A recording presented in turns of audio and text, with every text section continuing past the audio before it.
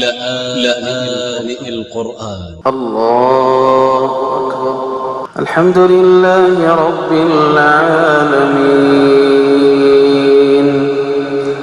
الرحمن الرحيم مالك يوم الدين إياك نعبد وإياك نستعين اهدنا الصراط المستقيم صراط الذين أنعمت عليهم غير المغضوب عليهم ولا الضالين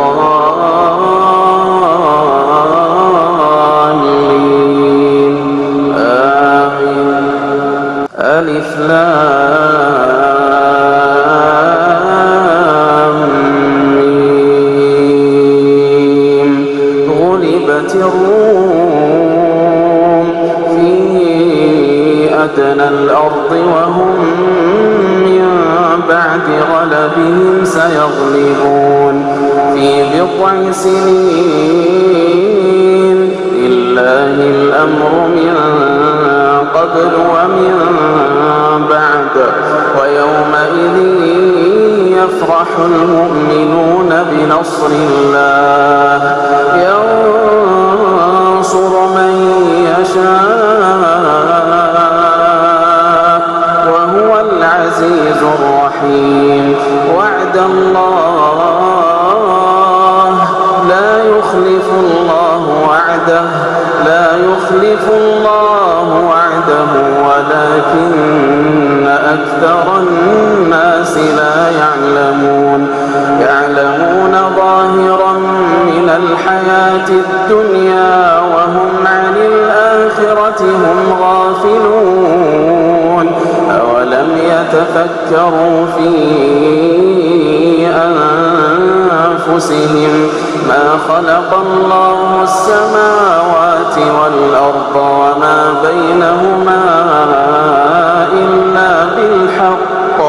إلا بالحق وأجل مسمى وإن كثيرا من الناس بلقاء ربهم لكافرون. أولم يسيروا في الأرض فينظروا كيف كان عاقبة الذين من قبلهم كانوا أشد منهم قوة وأثاروا الأرض وعمروها أكثر مما عمروها وجاءتهم رسلهم بالبينات فما كان الله ليظلمهم ولكن كانوا أنفسهم يظلمون. ثم كان عاقبة الذين أساءوا السوء أن كذبوا بآيات الله وكانوا بها يستهزئون. الله يبدأ الخلق ثم يعيده ثم إليه ترجعون. ويوم تقوم الساعة يبلس المجرمون ولم يكن لهم من شركائهم شفعاء وكانوا بشركائهم كافرين. ويوم تقوم الساعة يومئذ يتفرقون فأما الذين آمنوا وعملوا الصالحات فهم في روضة يحبرون. وأما الذين كفروا وكذبوا بآياتنا ولقاء الآخرة فأولئك في العذاب محضرون. فسبحان الله حين تمسون وحين تصبحون وله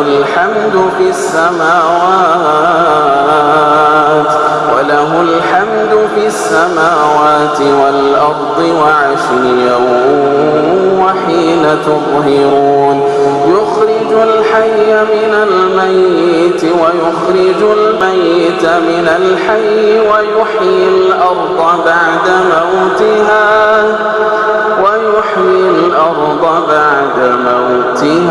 وكذلك تخرجون ومن آياته أن خلقكم من تراب ثم إذا أنتم بشر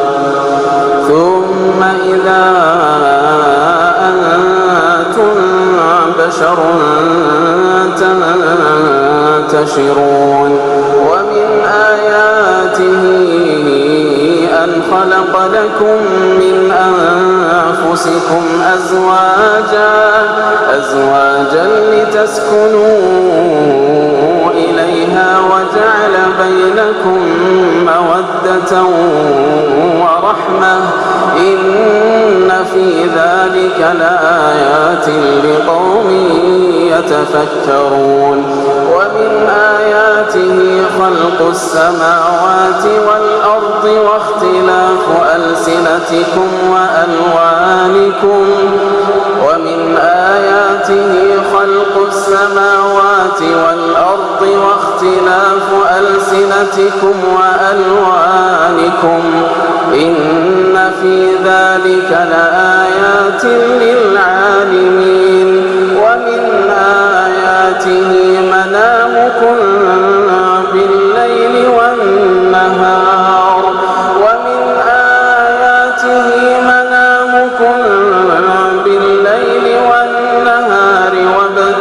وابتغاؤكم من فضله إن في ذلك لآيات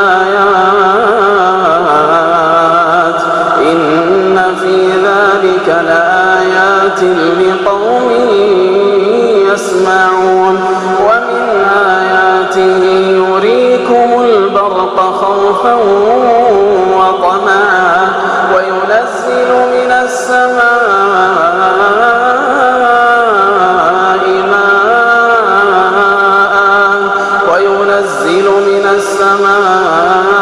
ماء فيحيي به الأرض بعد موتها إن في ذلك لآيات لقوم يعقلون ومن آياته أن تقوم السماء والأرض بأمره ومن آياته أن تقوم السماء والأرض بأمره ثم إذا دعاكم دعوة من الأرض إذا أنتم تخرجون وله من في السماوات والأرض كل له قانتون وله من في السماوات والأرض كل له قانتون وهو الذي يبدأ الخلق ثم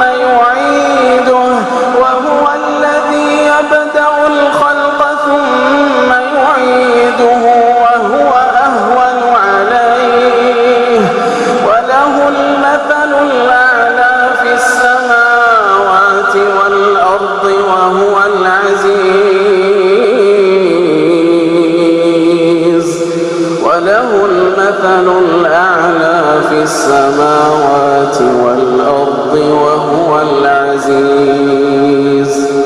وهو العزيز الحكيم.